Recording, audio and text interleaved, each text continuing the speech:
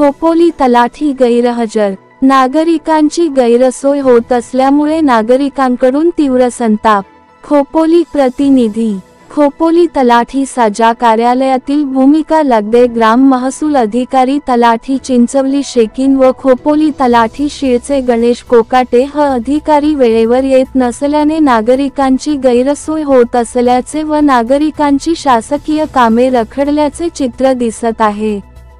खोपोली नगरीतील पंत पाटणकर चौक येथील खोपोली नगरीतील तलाठी साजा खोपोली यांचे कार्यालय असून शासकीय नियमानुसार कामावर येणे आणि जाणे असतानाच्या कालावधीत नागरिक येत असतात, परंतु सदर समयी हे तलाठीच जाग्यावर नसल्याने नागरिकांची गैरसोय होत आहे।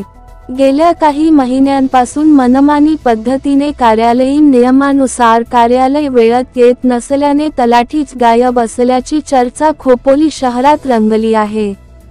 शासकीय काम, शालेय कामानिमित्त आवश्यक कागदपत्रांसाठी तसेच सातबारा उतार्यासाठी नागरिकांना तलाठी कार्यालयात जावे लागते, परंतु तलाठी वेळेवर येत नसल्याने नागरिकांची गैरसोय होत आहे।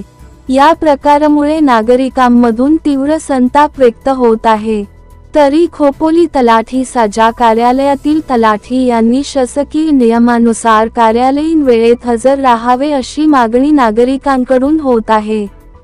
तसेच खालापूरचे तहसीलदार यांनी त्वरित दखल घेऊन खोपोली तलाठी साजा कार्यालयातील तलाठी वेळेत हजर नसल्याने त्यांच्यावर गैरहजरचा शिक्का मारून त्यांची दैनंदिनी तपासून कारवाई करण्याची मागणी खोपोलीकर करत आहेत।